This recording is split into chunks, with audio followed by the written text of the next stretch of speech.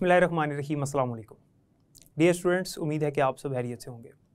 My name is Adeel Mehboob, I am lecturer of computer science.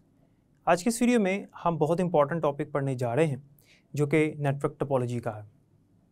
ये इस chapter का most important topic है और आज के इस लेक्चर में टोपोलॉजी पढ़ने से पहले हम नेटवर्क स्टैंडर्ड्स के बारे में भी पढ़ेंगे कि नेटवर्क स्टैंडर्ड्स क्या होते हैं और कौन कौन सी इसकी टाइप्स होती हैं। नेटवर्क टोपोलॉजी की वैसे तो हमारे पास 5 टाइप्स हैं, लेकिन आज के लेक्चर में हम बस टोपोलॉजी डिस्कस करेंगे डिटेल के साथ विद डायग्राम और एडवांटेजेस एंड डिसएडवांटेजेस भी। तो चलते हैं लेक्चर की तरफ। डियर स्टूडेंट्स, नेटवर्क स्टैंडर्ड्स पढ़ने से पहले हमें पता होना चाहिए कि स्टैंडर्ड्स होते क्या है। What is the meaning of standard? Standard का मतलब क्या है? स्टैंडर्ड का मतलब ये होता है कि कोई भी चीज़ जब बनाई जाती है तो उसके लिए कुछ रूल्स एंड रेगुलेशंस डिसाइड किए जाते हैं, उसके स्टैंडर्ड जो है ना वो बता दिए जाते हैं, स्पेसिफाई कर दिए जाते हैं एक प्रिसाइज डॉक्यूमेंटेशन के अंदर। एक डॉक्यूमेंट के अंदर लिख दिया जाता है कि जब ये चीज़ बनाई जाएगी तो इसके ये स्टैंडर्ड्स हैं, ताकि जब कंपनीज उस चीज़ को बनाएं तो उन स्टैंडर्ड्स को मद्देनज़र रखते हुए फिर ही वो उस चीज़ को बनाएं। चाहे वो कोई खाने पीने की चीज़ हो, चाहे वो दुनिया की कोई भी चीज़ हो, इंटरनेशनल लेवल पर हो या मुल्की सतह पर हो, उसके कुछ स्टैंडर्ड्स डिसाइड किए जाते हैं और ये वो अदारे डिसाइड करते हैं जिनको इजाज़त है स्टैंडर्ड डिसाइड करने की, स्टैंडर्ड्स बनाने की। बाद में फिर उसकी टेस्टिंग भी उन्हीं स्टैंडर्ड्स के मुताबिक होती है कि जब वो चीज़ अगर उन स्टैंडर्ड्स को मीट कर रही है तो फिर ही वो चीज़ मार्केट में लॉन्च की जाती है, वरना उसको रिजेक्ट कर दिया जाता है। हर चीज़ के अब स्टैंडर्ड होते हैं। इसी तरह से नेटवर्क स्टैंडर्ड से मुराद है कि पूरी दुनिया में इंटरनेशनल लेवल पर जब भी नेटवर्क बनाया जाएगा तो नेटवर्क की जो डिवाइसेस हैं, हार्डवेयर्स, और नेटवर्क के अंदर इस्तेमाल होने वाले जो सॉफ्टवेयर्स हैं यानी प्रोटोकॉल्स वगैरह या दूसरे जो दीगर सॉफ्टवेयर हैं नेटवर्क के, उनके कुछ स्टैंडर्ड्स डिफाइन कर दिए गए हैं एक प्रिसाइज डॉक्यूमेंटेशन के अंदर, जिसके मुताबिक जब ये कंपनीज हार्डवेयर और सॉफ्टवेयर बनाती हैं तो इन स्टैंडर्ड्स को मद्देनज़र रखती हैं ताकि इनकी डिवाइसेस उन स्टैंडर्ड्स को पूरा करें, ताकि जब नेटवर्क में इस्तेमाल हों तो काम आ सकें। अगर वो उन स्टैंडर्ड्स के मुताबिक ही नहीं होंगी तो नेटवर्क में इस्तेमाल नहीं हो सकेंगी, चाहे वो कंप्यूटर्स ही क्यों ना हो।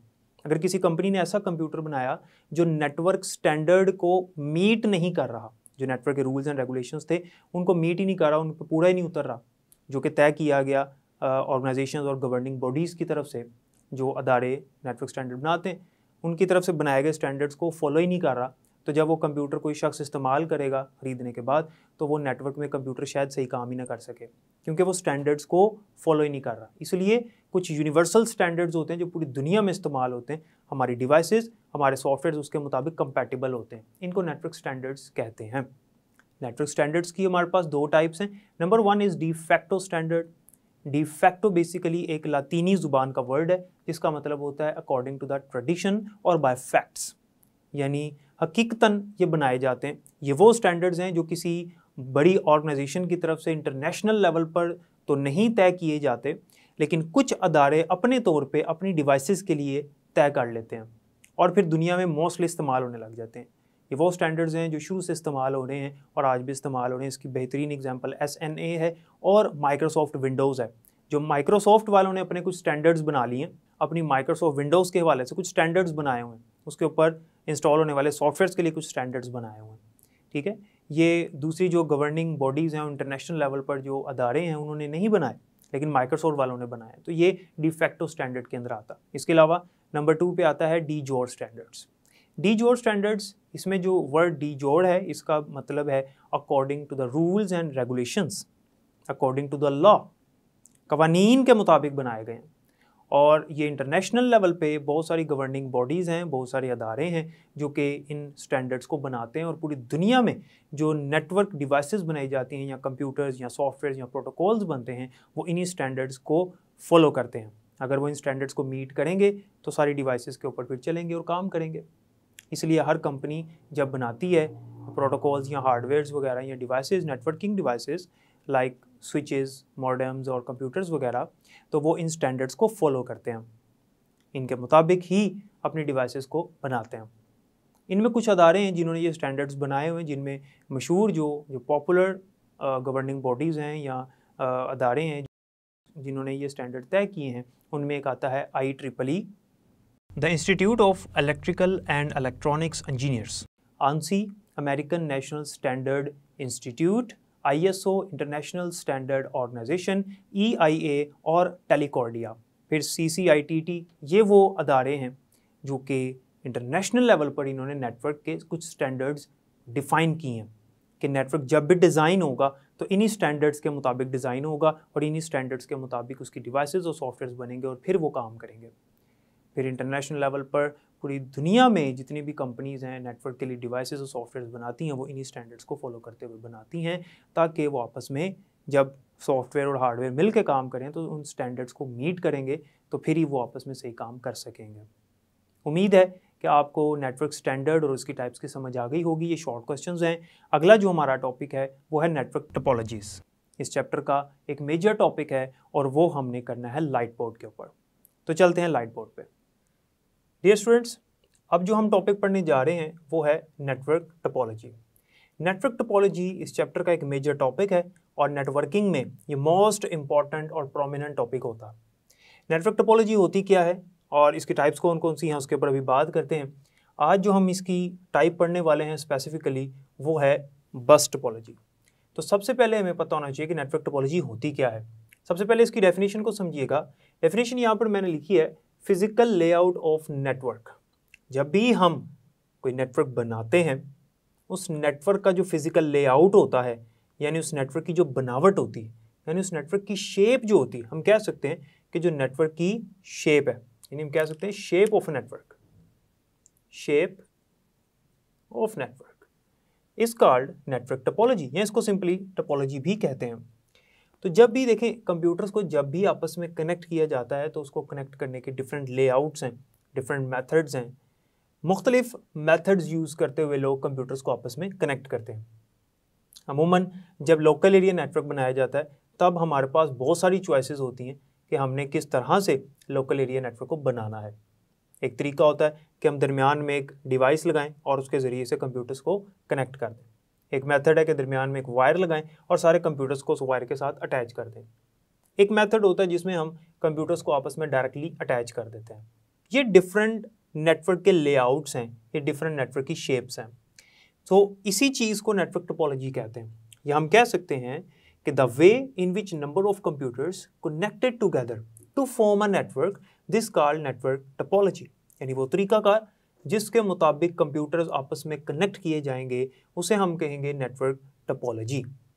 अब नेटवर्क टोपोलॉजी में हमारे पास 5 मेजर टाइप्स हैं जो हमारी बुक में मेंशन हैं, जिनमें सबसे पहले आती है हमारे पास बस टोपोलॉजी, जो आज के लेक्चर में हम डिटेल से डिस्कस करेंगे। बस टोपोलॉजी के बाद हमारे पास आती है रिंग टोपोलॉजी, उसके बाद स्टार टोपोलॉजी, फिर हमारे पास होती है tree topology and then mesh topology. So these are 5 major topologies mentioned in this book.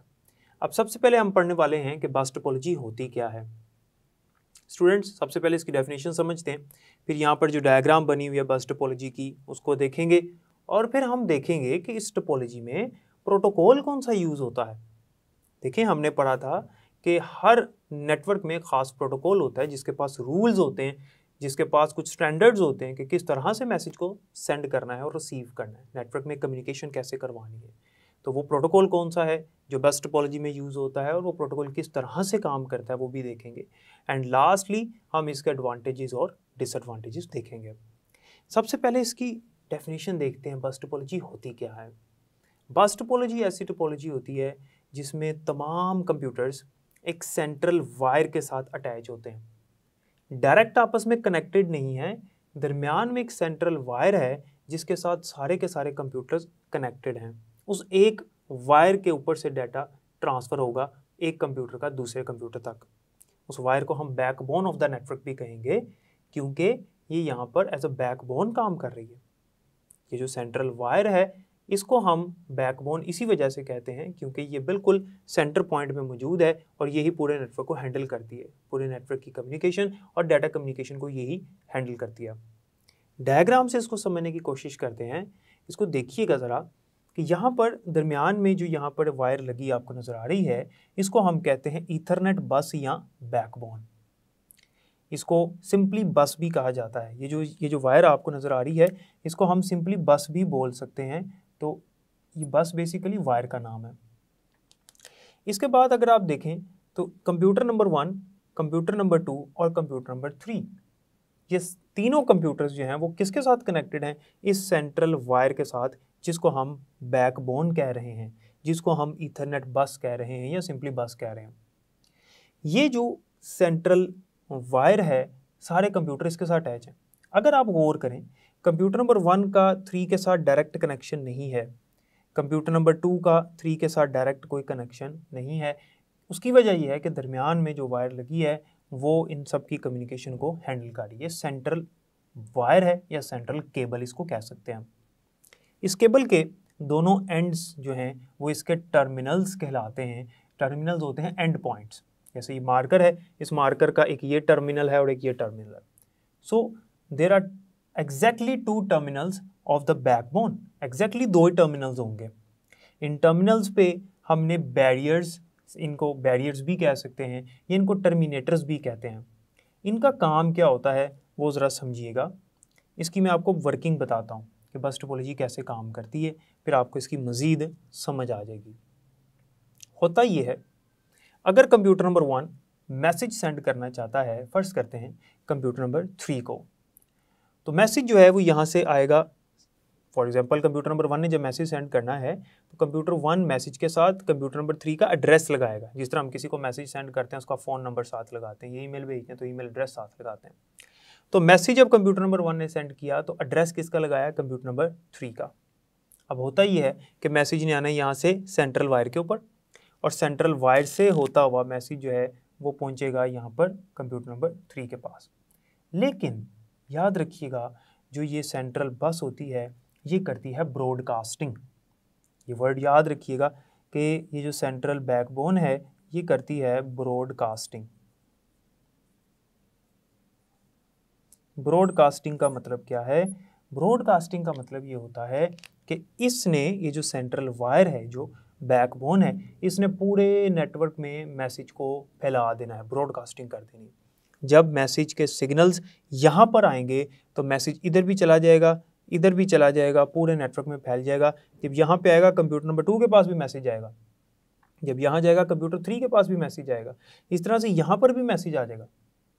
लेकिन हमने किसको भेजा था? कंप्यूटर नंबर 1 ने मैसेज किसको भेजा था? कंप्यूटर नंबर 3 को। एड्रेस भी उसने लगाया था, लेकिन वो फैल गया पूरे नेटवर्क के अंदर।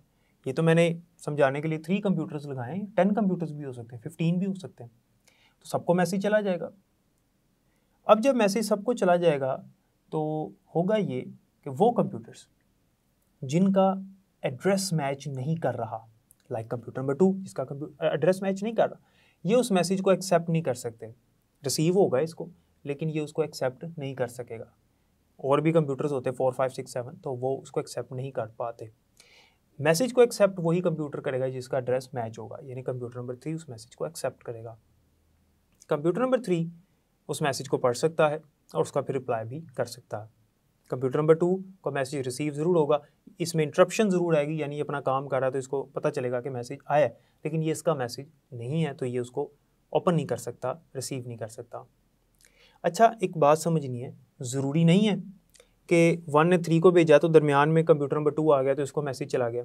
अगर कंप्यूटर नंबर 1 कंप्यूटर नंबर 2 को मैसेज भेजता तब भी कंप्यूटर 3 के पास मैसेज जाना ही जाना था, क्योंकि बस क्या करती है? ब्रॉडकास्टिंग। बस ने पूरे नेटवर्क में मैसेज को फैला देना होता है। तो मैसेज जो है वो इधर भी जा रहा है, इधर भी जा रहा है। इसका मैसेज था, इसके पास भी आएगा, लेकिन आगे भी चला जाएगा। और यहाँ पर जब टर्मिनल्स तक मैसेज जाएगा, यहाँ पर भी जाना ही है। जब टर्मिनल्स तक मैसेज जाएगा तो टर्मिनल्स जो हैं वो सिग्नल्स को स्टॉप कर देंगे, क्योंकि इनको बैरियर्स इसलिए कहा जाता है क्योंकि ये बैरियर हैं for the signals, for the message, ताकि यहाँ पर मैसेज रुक जाए, क्योंकि टर्मिनल्स हैं यहाँ पर मैसेज रुक जाएगा। लेकिन अंदर जितने भी, यानी इस बस के ऊपर जितने भी कंप्यूटर्स हैं, इस बस पे जितने भी कंप्यूटर्स हैं, इस बस के साथ जितने कंप्यूटर्स कनेक्टेड हैं, उन सब कंप्यूटर्स को मैसेज ज़रूर जाएगा। So this is the working of बस टोपोलॉजी। अब इसके अंदर कुछ प्रॉब्लम्स हैं, उसको ज़रा समझिएगा, लेकिन वो समझने से पहले हमने ये देखना है कि इस टोपोलॉजी में प्रोटोकॉल कौन सा यूज़ होता है। तो स्टूडेंट्स, इस टोपोलॉजी में जो प्रोटोकॉल यूज़ होता है, जिसके पास रूल्स होते हैं कि मैसेज को कैसे सेंड और रिसीव करवाना है, that is Ethernet. Ethernet protocol हमने पहले पढ़ा हुआ है। हमने पढ़ा हुआ है कि ईथरनेट प्रोटोकॉल एक लैंस प्रोटोकॉल है, और डायग्राम से आपको पता चल रहा है कि ये एक लोकल एरिया नेटवर्क है। ये बस टोपोलॉजी है, ये एक लोकल एरिया नेटवर्क है। इसके अंदर small number of computers attached हैं, तो ईथरनेट इसके अंदर इस्तेमाल होता है। हमने इसके ऊपर पहले डिस्कशन की हुई है। ईथरनेट जो है ये किस टेक्निक को यूज़ करता है मैसेज सेंड करने के लिए? याद रखिएगा, ईथरनेट जिस टेक्निक को यूज़ करता है वो 3 टेक्निक्स हैं हमारे पास, और ये 3 टेक्निक्स कौन सी हैं? Number 1 is CSMA-CD, number 2 is CSMA-CS and number 3 CSMA-CR। CSMA-CS carrier sense multiple access carrier sense, carrier sense multiple access collision detection and carrier sense multiple access collision resolution. ये जो CS है इसका मतलब है career sense, CD का मतलब है collision detection और CR का मतलब है कोलिजन रेजोल्यूशन। सो ये 3 टेक्निक्स हैं। अब ये टेक्निक्स किस तरह से काम करती हैं, इन टेक्निक्स का मतलब क्या है, ईथरनेट प्रोटोकॉल इन टेक्निक्स को यूज़ करते हुए कैसे वर्किंग करता है, इसको ज़रा समझिएगा। होता ये है कि ये जो टेक्निक है CSMA-CS कैरियर सेंस, ये वो टेक्निक है जो ईथरनेट प्रोटोकॉल यूज़ करता है हर दफ़ा जब भी कोई कंप्यूटर मैसेज को सेंड करता है। बैक टू द डायग्राम देखिएगा ज़रा, कंप्यूटर नंबर 1 जब मैसेज सेंड करने की कोशिश करेगा तो जो प्रोटोकॉल इसके ऊपर हुआ है वो है ईथरनेट। वो क्या करेगा, वो CSMA-CS यानी कैरियर सेंस वाली टेक्निक को यूज़ करेगा। ये टेक्निक ये है कि कंप्यूटर नंबर 1 पे जो ईथरनेट है वो ये चेक करेगा कि क्या ये जो बैकबोन है, ये जो सेंट्रल वायर है जिसे हम ईथरनेट बस या सिंपली बस भी कहते हैं, क्या ये फ्री है, क्या इसके ऊपर किसी और का मैसेज तो नहीं ट्रैवल हो रहा। क्योंकि अगर कंप्यूटर नंबर 2 ने मैसेज भेजा होगा और वो भी इसके ऊपर ही होगा और उधर से कंप्यूटर नंबर 1 ने मैसेज भेज दिया तो मैसेज कोलाइड हो सकता है, मैसेज जो है वो टकरा सकता है, इसे कहते हैं कोलिजन आना, कोलिजन आ सकती है। अब अगर वायर फ्री है तो मैसेज भेजेगा, वरना वेट करेगा कुछ देर के लिए जब तक वायर फ्री नहीं हो जाती, ताकि कोलिजन ना आ जाए। कोलिजन से मुराद क्या है कि दोनों के सिग्नल्स आपस में टकरा जाएंगे, दोनों के मैसेजेस ज़ाया हो जाएंगे। ठीक है, अच्छा, एक केस ऐसा है जिसमें कोलिजन आ सकती है अभी भी इस प्रोटोकॉल के, ये जो टेक्निक है कैरियर सेंस, इसके अलावा एक केस ऐसा है जिसमें कोलिजन आ सकती है। वो केस ये है, कंप्यूटर नंबर 1 ने मैसेज सेंड करने की कोशिश की, इधर से कंप्यूटर नंबर 2 ने मैसेज सेंड करने की कोशिश की, दोनों ने at the same time message send कर दिया। यहाँ पर जो ईथरनेट है और यहाँ पर जो ईथरनेट है प्रोटोकॉल, वो टेस्ट करेगा, चेक करेगा, सेंस करेगा, कैरियर सेंस वो जो पहली टेक्निक है वो यूज़ करते हुए देखेगा बस ये जो बस है, जो वायर है फ्री है, अगर तो फ्री है उसने भेजना है तो अभी तो फ्री ही है ना, तो इसका मैसेज अभी आया ना इसका मैसेज आया, दोनों का मैसेज आ जाएगा। जब मैसेज आ जाएगा, यहाँ से कंप्यूटर नंबर 2 का मैसेज आ गया और यहाँ से कंप्यूटर नंबर 1 का मैसेज आ गया। जब मैसेज यहाँ पे आ गया दोनों का, तो वो आपस में टकरा जाएगा। यहाँ पर इस पॉइंट पे कोलिजन आ जाएगी,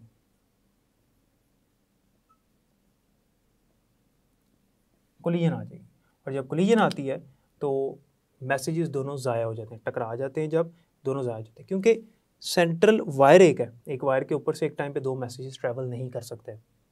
अब ये वाली टेक्निक लगाई जाएगी CSMA-CD कोलिजन डिटेक्शन। अब ईथरनेट क्या करेगा कि इस मसले को रिजॉल्व करेगा, और अब क्या होगा कि दोनों का मैसेज ज़ाया हो चुका है। जैसे ही ये कोलिजन आती है तो पूरे नेटवर्क में हर कंप्यूटर को एक मैसेज पास हो जाता है और ये बताया जाता है कि नेटवर्क इज़ जैम्ड, कि नेटवर्क जैम हो चुका है, फिलहाल किसी ने मैसेज सेंड नहीं करना। अब तमाम कंप्यूटर्स के पास एक रैंडम पीरियड ऑफ टाइम का डिले आएगा जिसके बाद वो मैसेज भेज सकेंगे। क्यों? ताकि अगर ये मसला हल हो गया, दोबारा 2 कंप्यूटर फिर इकट्ठे मैसेज भेज दें, फिर कोलिजन आ जाएगी। उसके लिए सबको एक रैंडम पीरियड ऑफ टाइम का डिले दे दिया जाता है। यानी फ़र्ज़ करते हैं कि इसको 5 माइक्रो सेकेंड्स का टाइम दे दिया, इसको 2 माइक्रो सेकेंड्स का दे दिया, इसको 50 माइक्रो सेकेंड्स का दे दिया, तो रैंडम पीरियड ऑफ टाइम का डिले सबको दे दिया जाता है। ठीक है, ताकि दोबारा 2 कंप्यूटर एक टाइम पे मैसेज ना भेज सकें। इसको जो टाइम दिया गया ये उससे पहले मैसेज नहीं भेज सकता, इसको जो टाइम दिया गया है रैंडम पीरियड ऑफ टाइम जो दिया गया है उससे पहले ये नहीं भेज सकता, इसको जो दिया गया उससे पहले ये मैसेज दोबारा नहीं भेज सकता, तो एक रैंडम पीरियड ऑफ टाइम का डिले आ जाता है। इसे कहते हैं carrier sense multiple access collision detection, जिस टेक्निक को यूज़ करते हुए हमारा ईथरनेट जो है वो इस कोलिजन को डिटेक्ट कर रहा है और उस कोलिजन को ख़त्म कर रहा है। इसमें एक चीज़ आपने याद रखनी है कि अगर कोई कंप्यूटर मैसेज भेजता है 64 बाइट से कम, तो एक्स्ट्रा ज़ीरोज़ ऐड करके, ये जो ईथरनेट प्रोटोकॉल है, एक्स्ट्रा ज़ीरोज़ उसके अंदर ऐड करके उसको मुकम्मल 64 बाइट्स का कर देता है, और इस चीज़ को कहते हैं पैडिंग। तो एक्स्ट्रा ज़ीरोज़ की पैडिंग कर देता है। तीसरी टेक्निक है CSMA/CR कोलिजन रेजोल्यूशन, जिसका ये मतलब है कि multiple devices can talk at once, यानी मल्टीपल डिवाइसेस एक टाइम पे मैसेज भेज सकती हैं। होता ही है कि जब दो या दो से ज़्यादा कंप्यूटर्स एक टाइम पे मैसेज सेंड कर दें और आगे बस फ्री ना हो, तो उन कंप्यूटर्स की तरफ से तो मैसेज सेंड हो जाता है, लेकिन जो ईथरनेट है वो ये डिसाइड करता है किस डिवाइस के मैसेज को पहले प्रायोरिटी देनी है, किसका मैसेज पहले सेंड करना है और बाकियों को वेट करवाना है। तो ये खुद ही इसको हैंडल कर लेता है कि किसका मैसेज पहले भेजना है। तो ये एक तीसरी टेक्निक थी ईथरनेट की। लास्ट इसके अंदर हमने इसके एडवांटेजेस और डिसएडवांटेजेस देखने हैं कि बस टोपोलॉजी के फ़वाइद क्या हैं और नुकसानात क्या हैं। एडवांटेजेस इसके ये हैं कि it is easy to install, ये जो सेंट्रल वायर है इसको इंस्टॉल करना आसान होता है। दूसरा इसका फ़ायदा ये है कि जब नंबर ऑफ़ कंप्यूटर्स कम हों, उस सूरत हाल के लिए, उस केस के लिए ये जो टोपोलॉजी है ये बेस्ट है। जब नंबर ऑफ़ कंप्यूटर्स कम हों तो तब ये टोपोलॉजी फास्ट काम करती है, तब ये टोपोलॉजी अच्छी होती है।